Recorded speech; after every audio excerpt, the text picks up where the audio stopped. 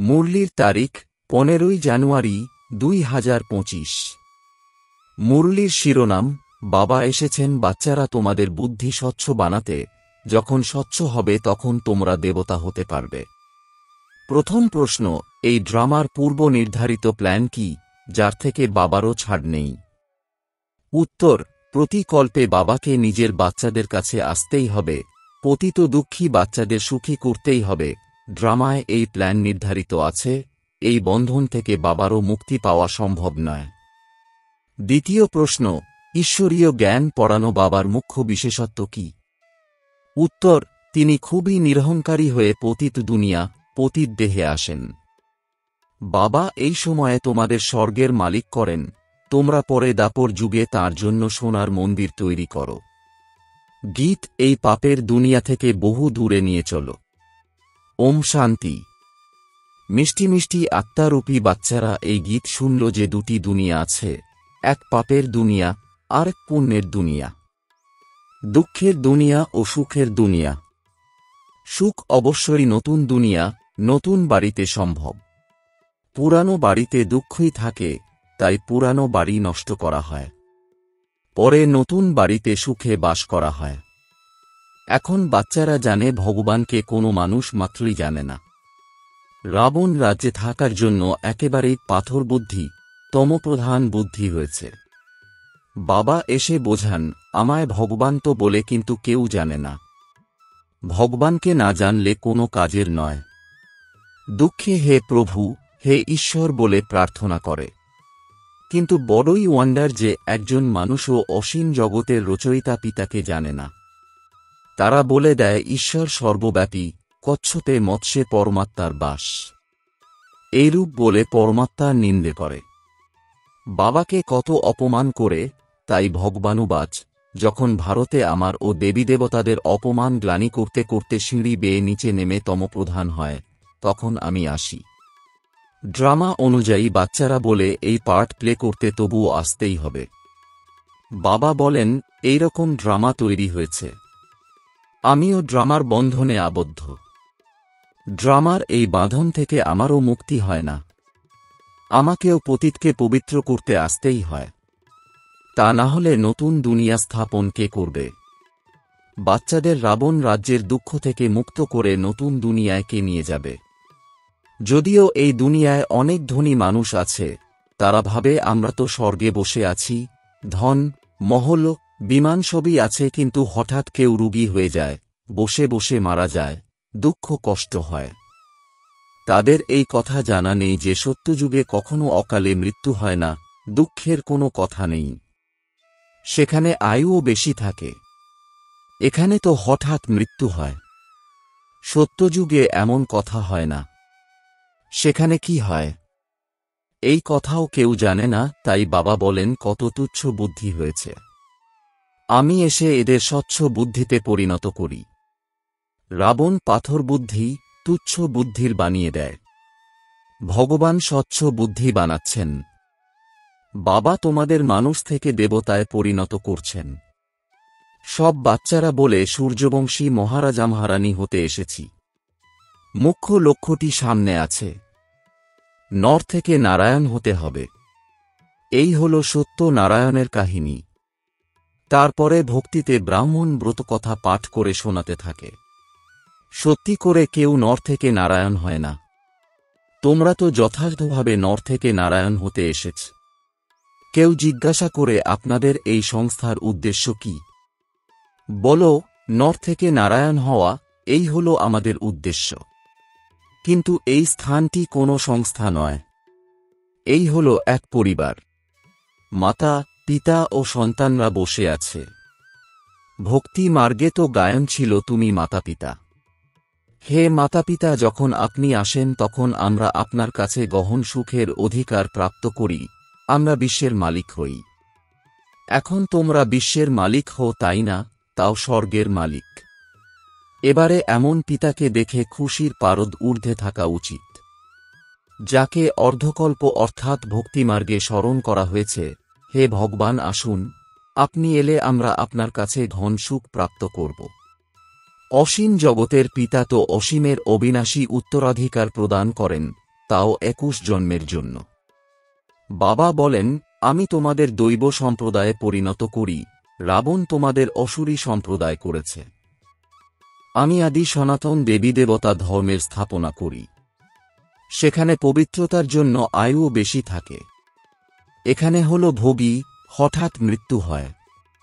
সেখানে যোগের দ্বারা উত্তরাধিকার প্রাপ্ত হয়ে থাকে। আয়ু থাকে 150 বছর। নিজ নির্দিষ্ট সময়ে একটি দেহ ছেড়ে অন্য দেহে প্রবেশ করে। তো এই নলেজ বাবা বসে প্রদান করেন। ভক্তরা ভগবানের খোঁজ করে ভাবে শাস্ত্র পাঠ করা, তীর্থ ইত্যাদি করা, এইসব ভগবানের সঙ্গে মিলিত হওয়ার পথ। বাবা বলেন, এইগুলি পথ নয়। পথ তো আমি বলে দেব।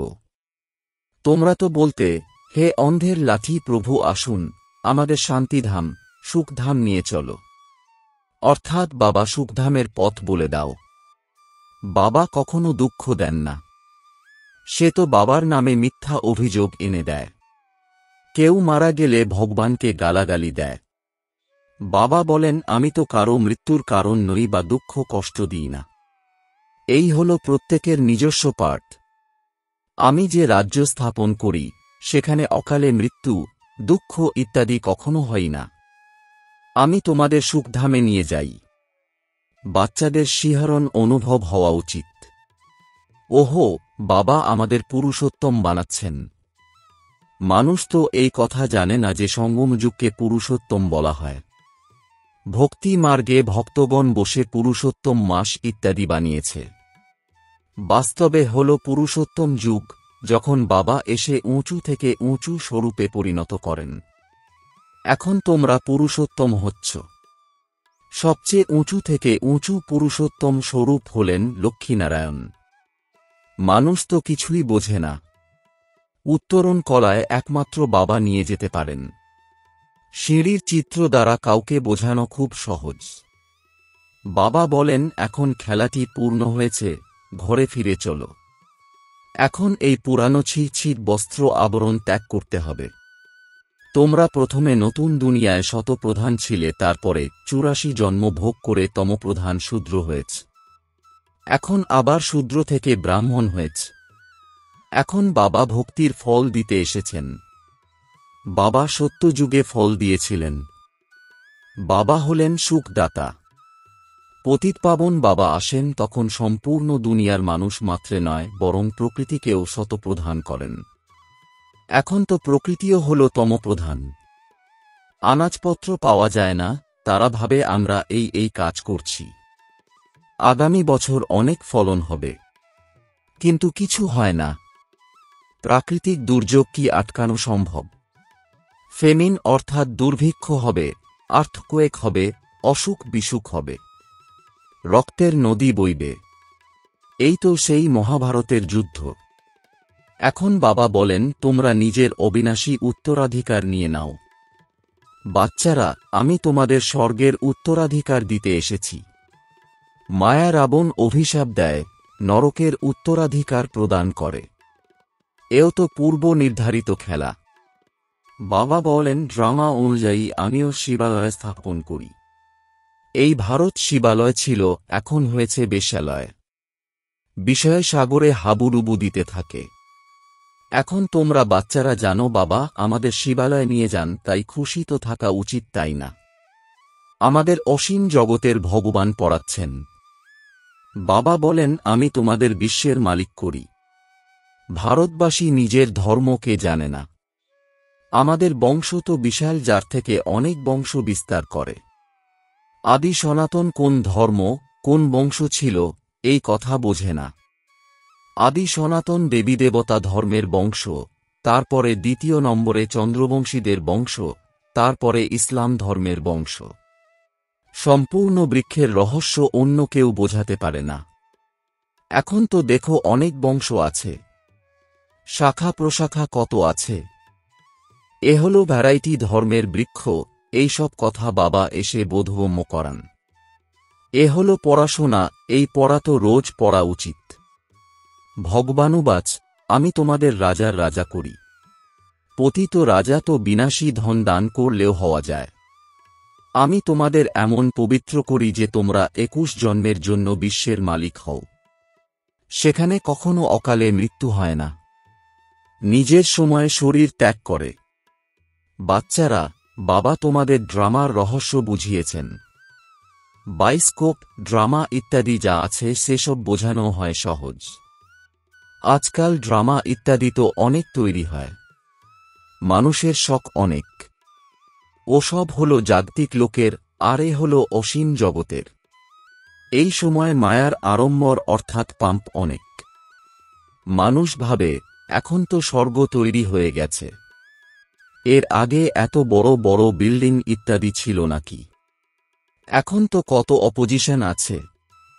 ভগবান স্বর্গ রচনা করেন তো মায়াও নিজের স্বর্গ প্রদর্শন করে। এইসব হল মায়ার আড়ম্বর। এর ফল পতন হতেই হবে। মায়া কত জবরদস্ত। তোমাদের শেষবের থেকে মুখ ফিরিয়ে নিতে হবে। বাবা হলেন দিনের নাথ। এই সময়ে ধনীদের জন্য স্বর্গ, গরিবরা নরকে রয়েছে। অতএব এখন নরকবাসীদের স্বর্গবাসী করতে হবে। গরিব মানুষ অবিনাশী উত্তরাধিকার নেবে, ধনী মানুষ তো ভাবে আমরা স্বর্গে বসে আছি। স্বর্গনরক তো সব এখানেই। এইসব কথাগুলি এখন তোমরা বুঝেছ। ভারত কাঙাল হয়েছে। ভারতই বিশাল ধনী ছিল। একটি মাত্র আদি সনাতন ধর্ম ছিল। এখনো কত পুরানো জিনিস বের করতে থাকে। বলে এত বছর পুরানো জিনিস। হার ইত্যাদি বের করে বলে লক্ষ বছরের। এবারে লক্ষ বছরের হার কোথা থেকে বেরোতে পারে? শেষবের দামও অনেক রাখে। বাবা বোঝান আমি এসে সবার সদ্গতি করি, ব্রহ্মার দেহে প্রবেশ করে আসি। এই ব্রহ্মা হলেন সাকারী, ইনি সূক্ষ্মবতনবাসী ফরিস্তা হন। উনি হলেন অব্যক্ত, ইনি হলেন ব্যক্ত। বাবা বলেন আমি অনেক জন্মের শেষ জন্মে আসি, যিনি 1 নম্বর পবিত্র তিনি নম্বর 1 পতিত হন। আমি এনার অর্থাৎ ব্রহ্মার মধ্যে আসি কারণ ব্রহ্মাকেই নম্বর 1 পবিত্র হতে হবে। ইনি নিজেকে বলেন না আমি ভগবান, আমি অমুক। বাবাও বোঝেন আমি এই দেহে প্রবেশ করে ব্রহ্মা দ্বারা সবাইকে শতপ্রধান করি। এখন বাবা বাচ্চাদের বোঝান তোমরা অশরীরী এসেছিলে, তারপরে 84 জন্ম নিয়ে পার্ট প্লে করেছ, এখন ফিরে যেতে হবে। নিজেকে আত্মা নিশ্চয় করো, দেহ অভিমান ত্যাগ করো। শুধুমাত্র স্মরণের যাত্রায় থাকতে হবে, অন্য কোনো কষ্ট নেই। যে পবিত্র হবে, নলেজ শুনবে সেই বিশ্বের মালিক হবে। বিরাট এই স্কুল। যিনি পড়াচ্ছেন তিনি পিতা, তিনি নিরহংকারী হয়ে পতিত দুনিয়ায়, পতিত দেহে আসেন। ভক্তি মার্গে তোমরা তাঁরই জন্য কত ভালো সোনার মন্দির তৈরি কর। এই সময় তোমাদের স্বর্গের মালিক করি, তাই পতিত দেহে এসে বসি। তারপরে ভক্তি মার্গে তোমরা আমাকে সোমনাথ মন্দিরে বসাও। সোনা ও হীরের মন্দির বানাও। কারণ তোমরা জানো আমাদের স্বর্গের মালিক করেন, তাই তোমরা আপ্যায়ন করো। এই সব রহস্য বুঝিয়েছেন। ভক্তি প্রথমে অব্যভিচারী পরে ব্যভিচারী হয়। আজকাল দেখো মানুষেরও পূজা করা হয়। গঙ্গা নদীর তীরে দেখো শিবহোম বলে বসে যায়। মাতারা গিয়ে দুধ ইত্যাদি অর্ঘ্য দেয়, পূজা করে। ব্রহ্মা বাবা নিজে এইসব করেছেন, নম্বর 1 পূজারী ছিলেন তাই না? ওয়ান্ডার তাই না? বাবা বলেন এই হলো ওয়ান্ডারফুল দুনিয়া। কিভাবে স্বর্গে পরিণত হয়, কিভাবে নরকে পরিণত হয়, সেসব রহস্য বাচ্চাদেরকে বোঝাতে থাকেন। এই জ্ঞান তো শাস্ত্রে নেই। ওই সব হল ফিলোসফির শাস্ত্র। এ হল স্পিরিচুয়াল নলেজ যা আত্মাদের পিতা অর্থাৎ রুহানি ফাদার ব্যতীত অথবা তোমরা ব্রাহ্মণরা ছাড়া কেউ দিতে পারে না। আর তোমরা ব্রাহ্মণরা ছাড়া অন্য কেউ এই রুহানি নলেজ প্রাপ্ত করতে পারে না। যতক্ষণ ব্রাহ্মণ না হবে তো দেবতাও হতে পারবে না। বাচ্চারা, তোমাদের অনেক খুশিতে থাকা উচিত, ভগবান আমাদের পড়ান, শ্রীকৃষ্ণ নয়। আচ্ছা, মিষ্টি মিষ্টি প্রশিক্ষার্থী বাচ্চাদের প্রতি মাতা পিতা, বাপদাদার স্মরণের স্নেহসুমন আর সুপ্রভাত। আত্মাদের পিতা তাঁর আত্মারূপী বাচ্চাদেরকে জানাচ্ছেন নমস্কার। আচ্ছা, ধারণার জন্যে মুখ্য সার। 1. মায়ার বিশাল আড়ম্বর, সেসব থেকে নিজের মুখ ফিরিয়ে নিতে হবে। সর্বদা এই খুশিতে থাকো যে আমরা পুরুষোত্তম হচ্ছি, ভগবান আমাদের পড়াচ্ছেন।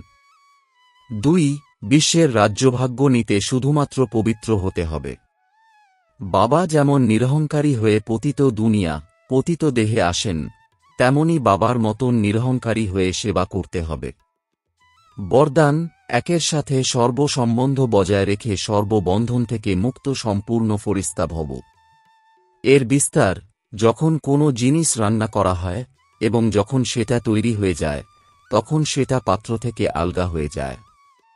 সেইরকম তোমরা যত সম্পন্ন স্টেজের সমীপে আসতে থাকবে, ততই সকলের থেকে দূরে যেতে থাকবে। যখন সব বন্ধনগুলির থেকে বৃত্তির দ্বারা দূরে চলে যাবে, অর্থাৎ কারোর সাথে বন্ধনে আবদ্ধ হবে না, তখন সম্পূর্ণ ফরিস্তা হতে পারবে। একের সাথে সকল সম্পর্ক স্থাপন করা, এটাই হলো ঠিকানা। এর দ্বারাই অন্তিম ফরিস্তা জীবনের গন্তব্যস্থল নিত্যে অনুভব হবে। বুদ্ধির চঞ্চলতা বন্ধ হয়ে যাবে। স্লোগান, স্নেহ এমন এক চুম্বক যা নিন্দুকদেরকেও কাছে নিয়ে আসে। ওম শান্তি।